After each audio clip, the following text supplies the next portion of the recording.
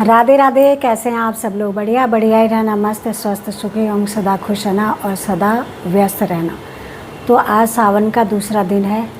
आप सभी लोग भोले बाबा की खूब सेवा कर रहे होंगे, भक्ति कर रहे होंगे, उनके भजन कीर्तन कर रहे होंगे और करनी भी चाहिए।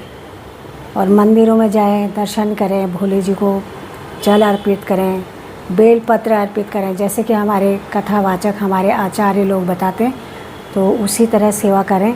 और चातुर्मास यानी कि 4 महीने, जुलाई अगस्त सितंबर अक्टूबर, यानी कि जो पूर्णमासी आएगी ना, देव उठानी एकादशी तक ये चातुर्मास चलता है। तो लोग इसमें बहुत सारी भक्ति करते हैं, सेवा करते हैं, दान धर्म पुण्य बहुत सारा करते हैं। तो आप सभी लोग जो भी आपको जिस योग्य भगवान ने बनाया है वो पूरी सेवा किया करें। तो आज मैं वीडियो में आप लोगों को एक बात शेयर करना चाहूँगी। वैसे हो सकता है कि आप लोगों ने भी वो बात सुन ली होगी या देख लिया होगा उस पोस्ट को। क्या हुआ कि उसमें एक महिला 50 वर्षीय, उनके पेट में दर्द हुआ। तो जब दर्द थोड़ा ज़्यादा बढ़ने लग गया, उनका बेटा उन्हें हॉस्पिटल लेके गया और वो हॉस्पिटल लेके गया तो वहाँ पर टेस्ट किए गए। तो उन्होंने कहा कि इनकी पित्त की थैली में पथरी है, जो कि तुरंत ऑपरेशन करना पड़ेगा, नहीं तो इन्हें दिक्कत हो जाएगी। तो चाहे माँ ने कहा होगा चाहे बेटे ने कहा होगा, मतलब मना किया होगा, वो वापस घर आ गए। घर पर आके उन्होंने पेन किलर खाई और पेन किलर से उनको धीरे धीरे आराम हो गया और आराम हुआ। उसके बाद दर्द होना बंद हो गया। तो 1 दिन बीता, 2 दिन बीता, तीसरे दिन हॉस्पिटल वालों का, जहाँ उनके टेस्ट हुए थे, उन्हें उनके बेटे को कॉल आता है कि आपके माताजी के पित्त के थैली में जो ये पथरी है, इसका ऑपरेशन आपको करना चाहिए, नहीं तो इसकी वजह से बहुत सारी बीमारियां आ जाएंगी, खाना पाचन नहीं होगा, ये वो जो भी डॉक्टर मतलब कहते हैं वो सारी चीज़ें करी। तो फिर वो अपनी माँ को लेके हॉस्पिटल गया। तो हॉस्पिटल ले जाते ही उन्होंने कहा कि ऑपरेशन शुरू कर देते। तो ऑपरेशन किया और ऑपरेशन करने के बाद जो महिला थी वो बेहोश हो गई, वो होश में आई नहीं। उसके बाद लड़के को कहा कि इनकी किडनी दोनों फेल हो गई हैं और इनके डायलिसिस कराना पड़ेगा। जब किडनी की डायलिसिस शुरू हुई तो उसके 1-2 दिन बाद उन्होंने कह दिया कि इनके लीवर ख़राब हो गया है। तो लीवर के लिए इलाज करना, ऑपरेशन करना जो भी था वो शुरू करा। फिर हार्ट के लिए, मतलब ऐसे धीरे धीरे करके उनके जितने भी अंग थे उन्होंने सारे वो ख़राब बताना शुरू कर दिया। और जो महिला थी वो ICU में चली गई। जब माँ होश में नहीं आई तो एक दिन ऐसा आया कि महिला इस दुनिया को छोड़ के चली गई। तो वो महिला पित्त की थैली में पथरी होने के दौरान जो एडमिट हुई थी हॉस्पिटल में, जो वहाँ ऑपरेशन हुआ था, उस दिन से वो हॉस्पिटल में पूरा 1 महीने तक हॉस्पिटल में रही। और उस 1 महीने के दौरान उन हॉस्पिटल वालों ने उनके बेटे को इस तरह लूटा कि जैसे मतलब लुटेरा होता है ना, कि भाई सामने से आ गया, अब तू बस दे, तेरे पास जो भी है, एक एक करके छीनना शुरू कर देते। वही हाल उन्होंने उनका किया। अब जब माँ की मौत हो गई तो उनका जो मृत शरीर था वो शवगृह में रख दिया और वहाँ पर बाउंसर लगा दिए।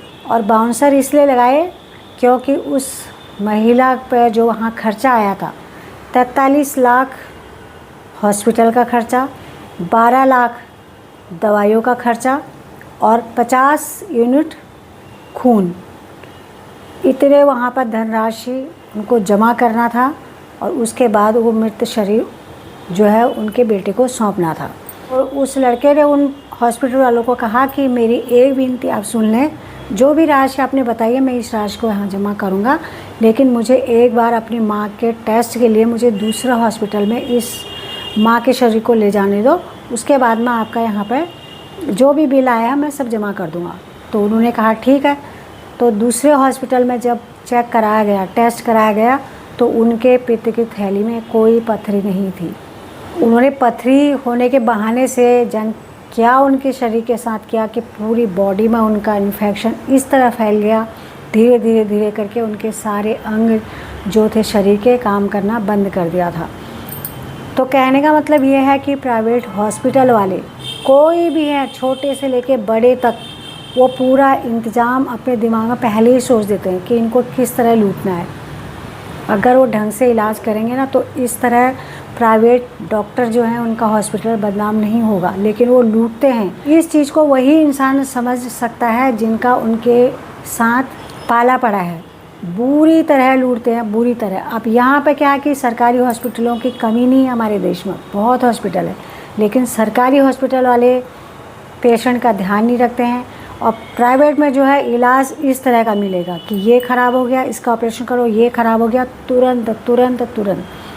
डॉक्टर का काम ये होता है कि पेशेंट को धीरज बंधाना, क्योंकि अगर हम किसी के भरोसे हैं ना, हम चाहे कैसी भी हालत में, अगर वो हमें भरोसा जता रहा है कि नहीं ये करोगे तो ये ऐसा हो जाएगा, तो हमारे अंदर धैर्य अपने आप आ जाता है। कहने का मतलब ये है, अगर डॉक्टर ये बोले कि ये बीमारी गंभीर नहीं है, आप ठीक हो जाओगे, तो किसी हद तक पेशेंट को अपने आप आराम आने लग जाएगा। अब जब डॉक्टर ऐसा कह देंगे कि नहीं अब भी ऑपरेशन करना पड़ेगा, ये तो मर ही जाएंगे, अभी मर जाएंगे, जो इंसान नहीं मरने वाला भी होगा ना, उसका दिल दिमाग सब कुछ वही सोचने लग जाएगा, वो वाकई में मर जाएगा। तो जब मरीज़ के साथ ऐसी व्यवस्था जताई जाती है, ऐसा कहा जाता है ना कि अभी मर जाएगा, तो मरीज़ तो बोलता है नहीं बोलता है, लेकिन उसके घर वाले परेशान हो जाते हैं कि भाई नहीं, ये तुरंत हमें अभी ये करना है। और करने के बाद हॉस्पिटल वाले इस तरह लूटना शुरू कर देते हैं। तो प्रार्थना है उन सरकारी हॉस्पिटल वालों से कि भैया पेशेंट का इलाज अच्छे से करें, क्योंकि सबको पता है इलाज जो है धीरे धीरे शुरू होता है सरकारी हॉस्पिटल में, लेकिन जो वहाँ के डॉक्टर हैं ना, वो बराबर पेशेंट को चेक करें और उनके साथ बात करके उनके दुख को कम करने की कोशिश करें। क्योंकि देखो, जो काम जिसका है वो उसी को साझता है, उसी को जचता है वो काम। अब जब हमारे बस की कोई चीज़ है ही नहीं, कोई दुख है, बीमारी है, तो हम डॉक्टर के पास जाते हैं ना। डॉक्टर हमारे लिए भगवान का रूप होता है। भगवान तो किसी ने नहीं देखा, लेकिन डॉक्टर को हम सामने देखते हैं, वो हमसे कैसी भी भाषा में बात करता है, हम चुप रहते हैं। अगर वो आप सरकारी हॉस्पिटल में जाओ, किस बदतमीज़ी से बात करते, कैसे तरीके से वहाँ बात करते हैं। प्राइवेट हॉस्पिटल में जाओ और वहाँ इतने पैसे देने के बावजूद जब पैसे लूटने होते हैं, तब तो बहुत अच्छी अच्छी बातें करते हैं, चीर फाड़ करके वो वहाँ से गायब हो जाते हैं।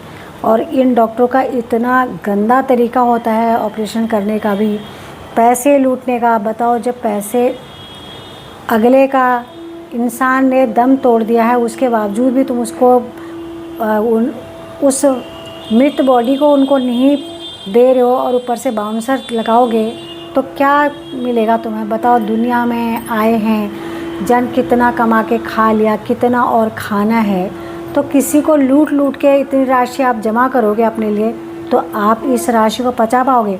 तो मोदी जी से प्रार्थना है कि एक surgical strike in private hospital वालों पर भी करें, जो मेडिकल किडनैपिंग करते हैं ना। ये आप लोग सुनते ही हैं, आप लोग सुनते हैं कि कभी किसी का कोई अंग निकाल दिया, कभी किसी के साथ कुछ कर दिया, और ये होता है, ज़रूर होता है, ये मजाक की बात नहीं है। इसलिए सावधान रहें। तो अपने शरीर का दुख जो बीमारी है उसको इतना ना बढ़ने दें कि यहाँ पे इतनी धनराशि तो गई, वो इंसान भी चले जाए। तो भगवान ना करे ऐसा। वैसे तो कोई भी दुख तकलीफ हानि हरकत अगर होनी होती है ना, तो बता के नहीं आती है, ऐसा ही होता है अचानक। अब उस लड़के का देखो, उसकी 50 साल की माँ भी गई, उसकी धनराशि भी गई, वो लड़का बिल्कुल रोड पर आ गया। बताओ कितनी कैसी विडंबना है ये। प्रभु भगवान कोई दुखी ना रहे, अपना रूखा सूखा जो इंसान जैसे भी अपने घर में अपने परिवार के साथ खा रहा, सब सुखी रहे। हे भोलेनाथ। ये बात मैंने आप लोगों को इसलिए बताई क्योंकि जब मैंने ये पोस्ट पढ़ी, ये वीडियो नहीं डाल रखा है, ये उस माँ की फ़ोटो डाली हुई है वहाँ पे, मेरे रोंगटे खड़े हो रहे हैं सच में। और पोस्ट डाला, बहुत बड़ा पोस्ट डाला हुआ है वहाँ पे कि ऐसा हुआ, सब कुछ जो मैंने आप लोगों को बताया, और इससे भी और भी ज़्यादा है वहाँ पर। मैंने तो आप लोगों को कम बताया, पूरा शरीर का सत्यानाश उन्होंने कर दिया था। क्योंकि जो उन्होंने पित्त की थैली का ऑपरेशन की वजह से कुछ उनके साथ शरीर के साथ जो किया, उस वजह से पूरे शरीर में इन्फेक्शन फैल गया। तो ये इन लोगों का तरीका भी होता है। देखो कैंसर आजकल किस तरह फैल रहा है, तो कैंसर का इलाज करने के चक्कर में ये है कीमो चढ़ाते हैं, और कीमो चढ़ाना जो है ना हमारे लिए बहुत हानिकारक है। वो क्या है, स्लो पॉइजन है, इंसान मरेगा, ज़रूर मरेगा। और कीमोथेरेपी जो है धीरे धीरे करके वो इंसान को उस मौत की तरफ ले जाती है, एकदम से नहीं मारेगी। लेकिन कैंसर का भी बहुत सारा परहेज़ बताते हैं। किसी को भी हो सकता है कैंसर, किसी भी तरीक़ा के हो सकता है, ऐसा नहीं है। लेकिन ये लोगों ने ना इलाज तो ये बाद में करेंगे, लेकिन उसका जो उल्टा कि पैसा कैसे लूटना है, कैसे इंसान को मजबूर करना है, इस चीज़ को ये लोग पहले सोच लेते हैं कि लूटो, इलाज होए ना होए, आदमी ना मरे और इनसे पैसा भी लूटा जाए, आदमी ठीक भी ना हो।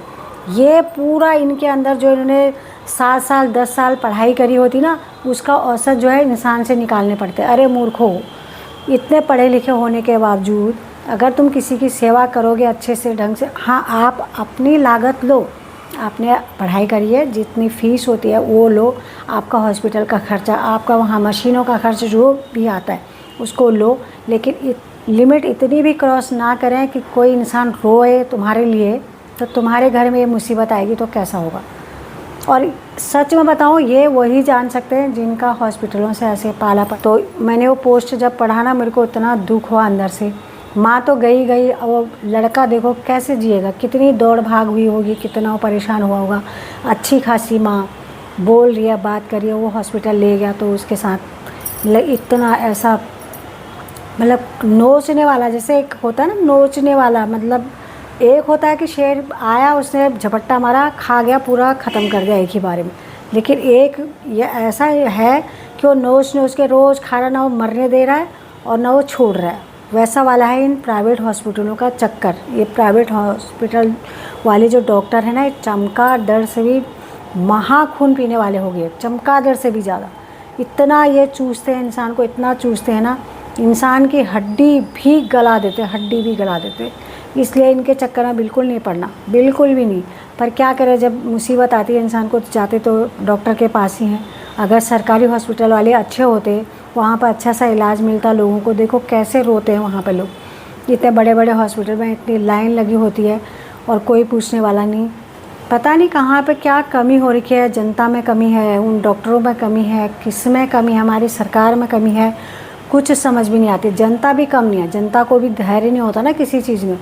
हर किसी को पहले पहुंचना है हर जगह। एक डॉक्टर अगर एक दिन में 1000 लोगों को देख रहा है तो उसको सांस लेने की भी थोड़ा सा समय देना चाहिए। लेकिन नहीं, यहाँ पे ऐसा धक्का मुक्की होती है कि मुझे पहले देखना है, मुझे पहले जाना है, मुझे पहले जाना है। समय की कमी सब बताते हैं, लेकिन उस समय का सदुपयोग कैसे हो, किस तरह हमें फ़ायदा मिले और सामने वाला हमारे साथ अच्छा व्यवहार करे, ये भी हमें सोचना चाहिए। तभी अच्छे से हर जगह, कहीं का भी है, एक डॉक्टर के पास ही नहीं, कहीं भी, कि सामने वाले को भी उस तरह का समय दो और उसे भी दिक्कत ना हो, हमें भी अच्छे से उस समय का फ़ायदा मिले। लेकिन ना भैया, यहाँ तो लूट खसोड़ हो रखी है हर चीज़ में। जहाँ पे जिसका बिगड़े, जिसका गलत हो वो होए, लेकिन मुझे खुश रहना है, ऐसे वाला हो गया आजकल हिसाब किताब। तो आज की वीडियो को यहीं पर समाप्त करती हूँ। आपको वीडियो कैसे लगी, कमेंट, लाइक, शेयर ज़रूर करना। आप मेरे चैनल पर नए हैं तो चैनल को सब्सक्राइब कीजिएगा। मैं इंस्टाग्राम पे भी हूँ, आप मुझे वहाँ भी फॉलो कीजिएगा। कल आती हूँ एक नई वीडियो के साथ। तब तक के लिए जय महाकाल, जय जय श्री राधे कृष्णा।